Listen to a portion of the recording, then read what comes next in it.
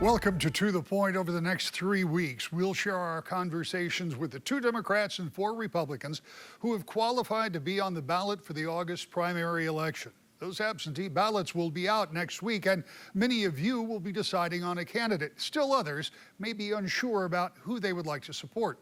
A recent Emerson College The Hill Wood TV poll shows 54% are undecided, and that may be because they just aren't familiar with the candidates running. In the next 3 weeks, you'll have a chance to hear all 6 candidates talk about the same issues, from the economy, inflation, immigration, and America's involvement in 2 overseas wars and more. Each candidate was invited to come to our studios and answer the questions on the same general theme. This week, the Democratic candidates are up first. Not all candidates answered the questions in the same amount of time, nor did we give them a time limit. Rather, we wanted them to answer in a way they saw appropriate. So that means that not all questions and answers will fit into the time allotted on television. However, the full conversation with all of the candidates will be available at woodtv.com. Just click on To The Point. We began on this program with Democratic actor and activist Hill Harper. Polling suggests that one of the things that Americans and people in Michigan are most concerned about is the economy and inflation. We know that inflation may have lessened, but the impact from inflation is still there and costing families on a weekly basis. And people are concerned about the economy overall. Let's say you've been elected a United States Senator. What would you advocate for? Not because you can't fix it on your own, obviously, but what would you advocate for as a senator to try to help both fix and allay those fears? Well, I mean, inflation in many ways is crushing to so many families. And it's actually a regressive tax, right? It hits folks who make the least the most. And what I always talk about is the government's role is to provide opportunity and a safety net. What you can do is protection, price protection. Let's take, for instance, here in Michigan. We pay some of the highest auto insurance rates in the country. And there's also some measure of discrimination that's involved, and some of the zip codes where you're paying the most happen to be zip codes where folks are making the least. I met somebody, I was actually in Pontiac, and I met the person who said, you know what, Hill, I'm glad you mentioned auto insurance because I'm getting crushed. And I said, well, what's going on? They said, well, I'm paying more for my monthly auto insurance than I pay in my car note itself. And it's just a shame. It's a shame that we don't have consumer protection. If the government is going to require someone to carry something, then you have to have some type of pricing protection involved, because if you allow collusion to happen in price fixing, people get crushed, and Michiganders are getting crushed with that. That's one example of inflation where the government could get involved. There was actually a piece of legislation that was put forth by Cory Booker called the PAID Act, which is about stopping insurance collusion and discrimination. It's just an example. Mobility is key for people to be able to make a living, and if you're going to crush them with auto insurance, that's a problem. Let's talk a little bit about immigration. Also shows up high in the concerns and interest of people. We know the president has taken recent action that Republicans say isn't enough. Democrats say Republicans should have passed the bipartisan bill. Whatever the situation is, it remains millions of people have come into this country, and we may not really know who they are or where they are. That's exactly right.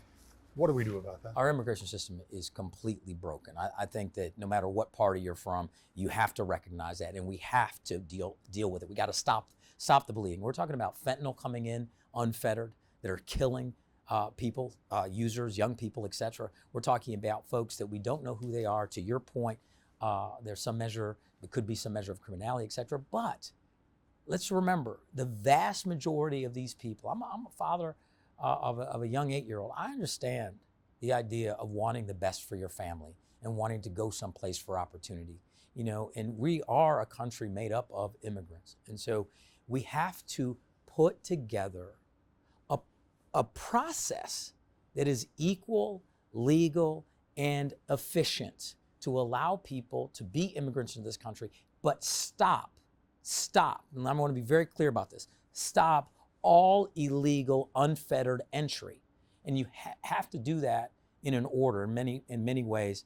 I'm about to make a joke. I was on the show The Good Doctor, and the first thing you got to do is stop the bleeding, right, before you can actually perform the surgery. So there's no question we have to stop the bleeding, and we can talk about what's the best way to do that. I think the best way is to fortify more border patrol agents, as well as using top flight technology to patrol our border. That just means we have to allocate the resources there. It's a resource question, and then we have to put in process a very clear, legal, efficient way to enter this country legally, seek asylum legally, and allow people to continue to come to the country. But right now, we got to stop the bleeding. Republicans and Democrats both say that they're concerned about a threat to democracy. Different reasons. Yes. They have different reasons. Do you feel like democracy is being threatened? I think our democracy is absolutely under threat. But I think it's under threat for actually a different reason than folks say, because, and I say this all the time, I don't care if there's an R by your name, a D by your name, or an I by your name. I want to represent Michiganders. I want to represent people. And what's happening now, what's created, I believe, the biggest threat to our democracy is Citizens United. We're seeing it about 15 years in, and the idea of allowing corporations to be people, to allow unfettered, unlimited money to reign into our electoral system. We're seeing both parties complicit in this. I want to hold both parties accountable, to be quite honest.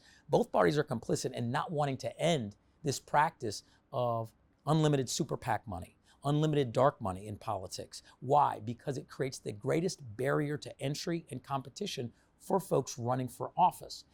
I'm experiencing that myself firsthand as the quote unquote non-establishment candidate in this race. 98% of candidates that get the most dark money backing win our elections. That's outrageous. That's dark money. I'm not even talking about hard money that's reported. And so we have to understand this is going on. Most Americans don't realize that what Citizens United has done, we have to get rid of it. We have to have full-scale campaign finance reform. Once we do that, we can have truly competitive, real elections where people and the representatives that are elected are actually representing the best interests of people, not super PACs. Roe versus Wade and the overturning of same created a very uneven field for women who are seeking women's health issues, access to abortion. At the federal level, there has been some talking, some Democratic senators have said, maybe we need to make some protections out there so the states can't limit access to contraceptives. There are others who say, with Roe gone, the states are in control and each state should decide on their own how they want to deal with access to abortion and other women's health care. What is the federal, if any, what is the federal role when it comes to making sure women have that access? Sure. So my mother's 86 years old. And the fact that the 24-year-old who works on my campaign has less rights and body autonomy than my mother over the course of her life is outrageous, okay? I firmly believe that it is complete government overreach to get involved in the relationship between a licensed healthcare practitioner and a patient. And that includes a woman's right to make her own body autonomy decisions with her licensed healthcare professional. And that should be a sanctified relationship. My mother was one of the first Black female anesthesiologists in the country. My father's a psychiatrist. I come out of a family of healthcare practitioners. She and I talk about this all the time. It's outrageous that we are seeing the clawback of an individual's right to their own body and body autonomy. And the government is getting involved in a healthcare decision between a licensed practitioner. It should be federally mandated. Women's reproductive health and freedom and everyone's health and freedom in relationship with their doctor should be federally mandated, that the government should not be involved in it. So you would advocate for the federal government to tell states to back off? Not even back off. You have no right to get involved in a decision that a woman or any other patient is making with their healthcare provider, period. Globally right now, we're seeing conflicts in Eastern Europe, in the Middle East. We know that as the United States, we play a role in both of those conflicts. Yes. Is that an appropriate role? Are we doing the right thing from a foreign policy standpoint? Because if you're a United States senator in January, you're going to Yes. have to deal with them. No question. And so one thing I talk about all the time to try to break down, there's a lot of people I talk to all over Michigan who can't really tell me what a U.S. senator does, and they don't know the difference between someone in the House of Representatives, the U.S. Senate, or a state rep, or state senate, et cetera. And one of the ways I try to make it as simple as possible, when I was at Harvard Law School, my constitutional law professor would always talk about that the United States Senate is the most powerful body, and ultimately there are 100 people in this country, 2 per state, that decide how, at this point of budget, $7.2 trillion annually is allocated. And ultimately, when you're making your voting decisions, when you're thinking about your values, because hopefully that's the way people are deciding who they want to represent them, you have to decide, if you're electing someone, that if you want your money, because it's your money, it's our money, it's the taxpayers' dollars, that budget, would you rather have your money spent overseas on endless foreign wars, or would you rather have it spent on health care at home or public education, or would you rather have your money helping support DoD defense contractors and doing rubber stamping of the National Defense Authorization Act every year to the tune of 3%, 5%, whatever? Or would you rather have that money spent on entrepreneurs, creating jobs, infrastructure? These are real choices that a U.S. Senator has to make. I want to represent most of the Michiganders I talk to, and I've been all 83 counties. They would prefer to have investment weighted significantly at home over overseas spending. Now, does that mean all overseas spending is wrong? No, I think that we have to stop Putin in Ukraine. We have to stop him there, because it's a smarter, better fiduciary relationship with the taxpayers' dollars, because he's made it very clear he's not stopping there. If we end up having to get involved and putting our own troops at risk because it starts to escalate, we need to stop it now. I think that's a good investment there. Now, when we look at some other conflicts, we have to say no. We have to say, I don't want, and I hear this from folks all over the state, I don't want my tax dollars going to kill innocent civilians, women and children. You're speaking of Israel? Yes, speaking of what's happening in Gaza. All of Gaza is 148 square miles. It's pretty much the exact same size of the city of Detroit. And just think about this. 40,000, I just think about it, I really think about it myself. If I look to my left, look to my right, in the city, 40,000 people gone. Let that sink in for a second. And it's outrageous. It's outrageous, and so many people are upset about what's happened. My opponent in this race voted to sanction the ICC, which I think was a horrendous vote. There was no vote to sanction the ICC when they called Putin a war criminal, or when we're talking about Coney in Africa, or we're talking about Milosevic, but all of a sudden here, the ICC's way off base because they saw clear human rights and atrocities. Come on, what's that about? Does it have anything to do with the fact that she's taken nearly $600,000 from AIPAC? We have to ask those questions. Those are the types of questions, and that's why people start to not trust their elected officials, because they start to say, are they making choices, decisions, and votes based off of what's right? In other words, what I tell my son, I say, did you do the right thing? And sometimes I add, did you do the right thing when it mattered?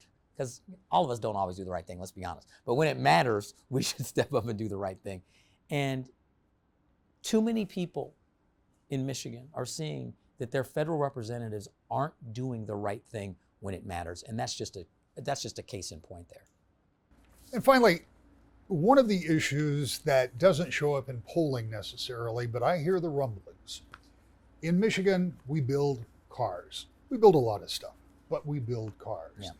The Biden administration and Secretary of Energy, who is very familiar with that auto industry, have Yes. talked about this big push to go to electric vehicles. And the auto industry has invested billions of dollars to get there. Yet, their sales have not been stellar. That's right. Are we putting our auto industry at risk by having the government push so hard on the EVs, or is that the way we should be going? No, I'll tell you this. I'm a big fan of investment in clean energy and clean energy jobs, particularly upskilling union workers for these jobs. The biggest problem is the infrastructure. It goes back to systems. I can't remember who said the quote, but it's one of my favorite quotes, that we don't rise to the quality of our goals, we fall to the level of our systems. And we do not have a system of infrastructure. You can't sell electric cars that you can't charge efficiently. So it doesn't make sense. In other words, the system has to get built first. You have to do it in the right order. And that's the big thing about government and inefficiency. And that's the one thing I'm a big proponent of, efficient systems to make sure you're doing it in the right order. It's the right goal, but an improperly applied system. And that's, as a U.S. Senator, where I would bring, and that's why I think electing someone that's not a career politician is important, right? I come from a different lived experience. I own a small business. I understand the idea of balancing a budget, wanting to do it systemically correct, et cetera. And if all you've done is had a government job your entire life, I don't think you see it through that lens, and then we make mistakes like that. Alyssa Slotkin is a member of Congress from the 7th District, that's from the central part of the state, and is not running for re-election, but rather hoping to move to the U.S. Senate. Here are her views on the subjects we discussed. Congresswoman, when we take a look at polling, and particularly polling of Michigan voters, we come up with issues they're concerned about, and overwhelmingly, the number one is the economy, and they're concerned about inflation. Now, you know, as being a member of Congress, and if you are successful in becoming a United States Senator, you can't fix that, but you can advocate for programs or ideas that might help people feel better about the economy. What would you do?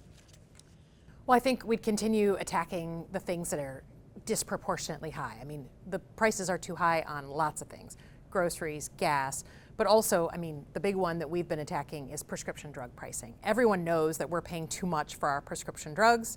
Everyone knows that there's some sort of, white gloved racket when it comes to the pharmaceutical industry. And so we've worked really hard to bring down the price of insulin, for instance, to $35 for Medicare patients, allowing Medicare to negotiate for drug prices like Costco.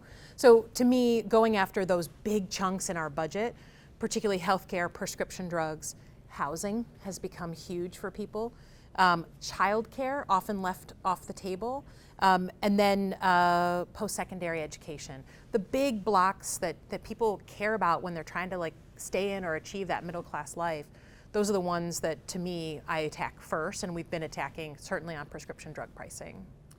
One of the issues that bubbles to the top almost always in number two, and that's immigration. Yep. We know that there's been some attempt by the Biden administration with an executive order, and I think I've described this the same way in almost all of these interviews, but Republicans say it's too little too late. Democrats say that if Republicans would have cooperated on that Senate bill, things could have been different. Republicans say it had things built in they didn't want. There is no agreement on this, so what do we do at some point?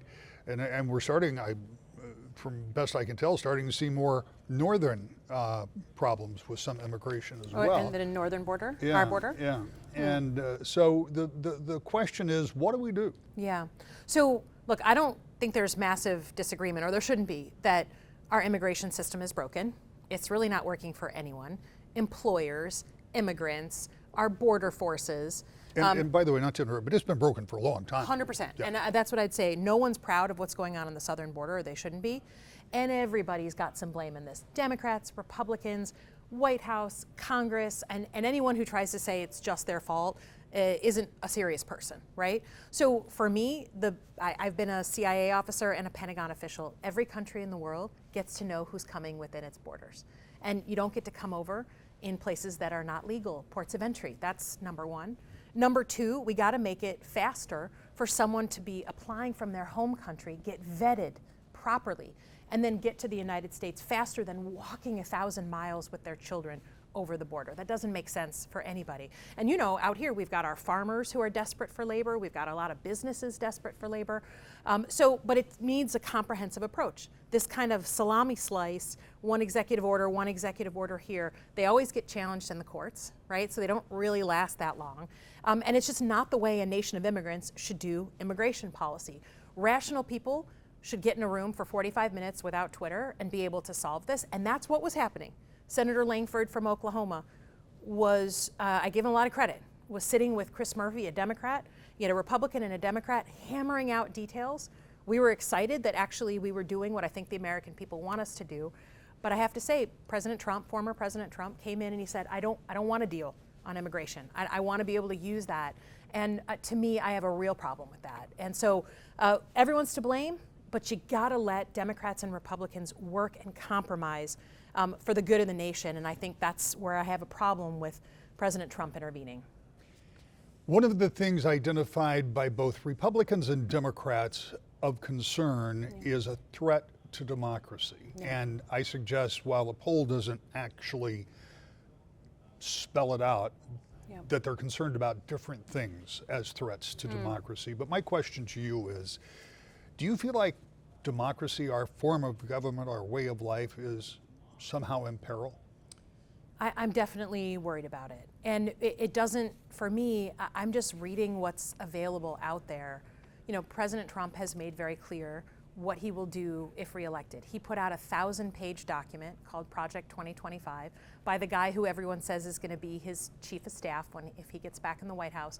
And it lays out what they want to do. And the one that really got to me as a national security person, someone who's worked at the Pentagon, is he wants to, early on, use what's called the Insurrection Act, which allows the president to say there's a live insurrection going on inside the country, and it allows him to use active duty military to solve internal security problems. That could be sending active duty folks to Texas to police the border. That could mean sending active duty troops to violent cities, in his mind, places he just talked about Milwaukee, you know. It also allows him to use the active duty military against unarmed protesters. Gosh, that, you know, no matter whether we're Democrat or Republican, let's agree that the Constitution should be the guide for how we act as a country. And to me, I read things like that and I deeply worry about it. And look, I was also someone who barricaded herself in her office on January 6, 2021. If President Trump doesn't win, I don't expect him to accept the results of the election again. I don't know what he's going to call up again. We saw that in Michigan, certainly. So I think that, and again, just based on what he's done and what he says he's going to do, you got to believe that there's a threat to democracy. When the Supreme Court overturned Roe versus Wade, it became a flashpoint issue, particularly for Democratic voters in many states who immediately seized the opportunity to take the state option and have the state set the rules. In those states where Republicans were in control, things may have been not only not made available, but restricted even further. So now you've got states like Michigan that has pretty broad, open access to abortion and women's health care, and other states that do not, a patchwork around the country. Is there a need for the federal government to do something to make it more standardized across the country?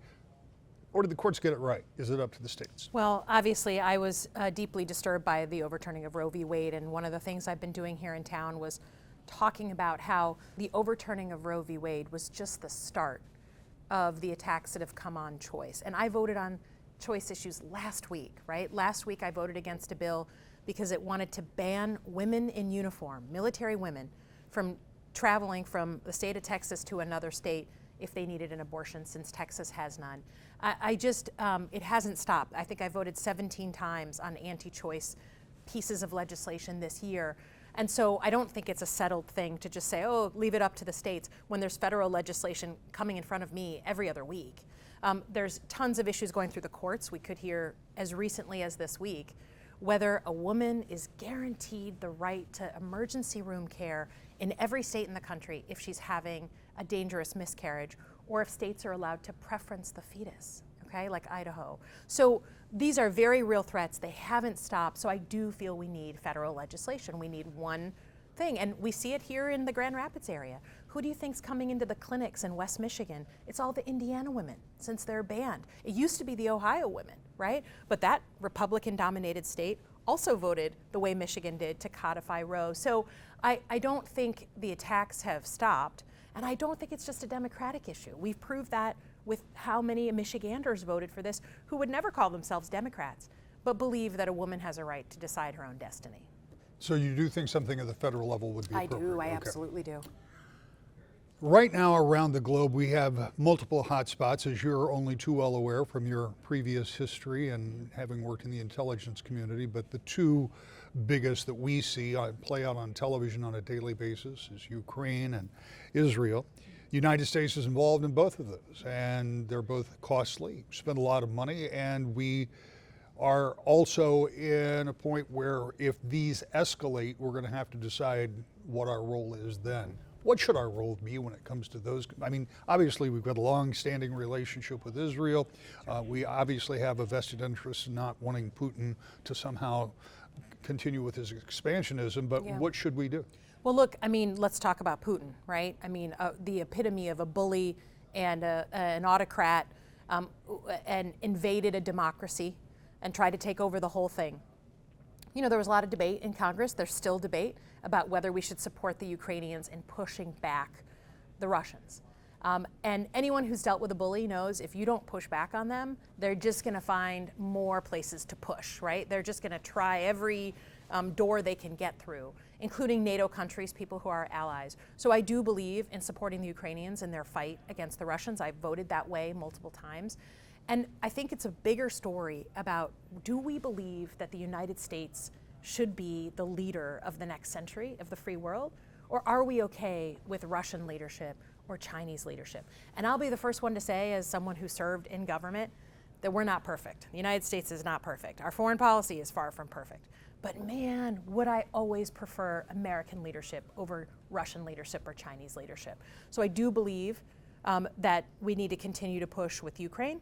And they need to be able to maintain their lines and push back on Russia and ultimately get to the negotiating table from a position of strength. On Israel-Gaza, horrible to watch that play out. And now I'm really concerned about another front opening up with Hezbollah from Lebanon shooting into northern Israel. We need a negotiated ceasefire deal. Those hostages need to come home. If the United States had hostages in a foreign country or a foreign territory, we would be doing everything we could to get them back. But it also means, as someone who served in places like Ramadi and Anbar province in Iraq, that you can't, the way you prosecute a military campaign matters for your long-term security. Are you turning more people against you than you're winning over? So I think that, the United States has been trying to broker a deal. The problem is you're dealing with, at this point, the Israelis have signed onto it. The head of Hamas, is the guy who perpetrated this attack. We never had to negotiate with Osama bin Laden, right? We did a manhunt and finally got him, but we never had to negotiate with him. So it's very difficult negotiations, but I still think that's the best outcome for everybody. And you and I have talked about this in the past at an event in Lansing, as a matter of fact, but as a next U.S. Senator, if you're successful, from the state of Michigan, one of the things that you'll have to be very involved in is the auto industry, because it defines us in so many ways. Yeah. And the Biden administration has taken big steps in making sure that the auto industry is moving towards electric vehicles. We've seen a lot of investment. We see big rebates when you go to buy those cars. You don't get those on internal combustion engines. So my question is for you, from the standpoint of someone who would like to be the U.S. Senator, is the push towards EVs, particularly given where their sales numbers are right now, is that the right move for the automakers in Michigan? Well, look, long before Biden was in office, I had Mary Barra and others from GM and Ford coming to Washington and briefing us about their plans on transition to EVs. So I just want to be on record, and I think they would be on record too, that this isn't something that was made up out of clouds and sunshine.